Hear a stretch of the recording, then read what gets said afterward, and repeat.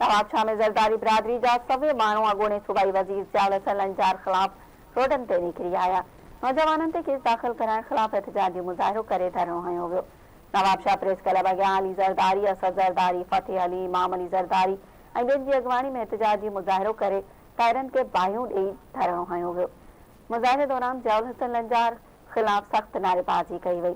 हुन मौक़े ते अॻवाननि चयो त असांजे नौजवान ज़ुल्फ़कार ज़रदारी ऐं ॿियनि ते ज़ियाउल हसन लंजार पूरा केस दाख़िल कराए खेनि बेगुनाह गिरफ़्तार करायो आहे। अहिड़े अमल जी सख़्त लफ़्ज़नि में मज़ामत कयूं था।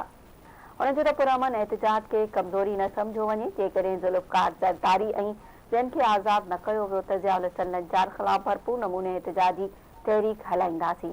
अॻवाननि चयो त ज़ुल्फ़कार ज़रदारी ऐं ॿियनि मथां केस हिकु साज़िश तहत दाख़िल कया विया आहिनि, जिन खे फौरी तौर ते ख़तमु करे खेनि आज़ादु कयो वञे।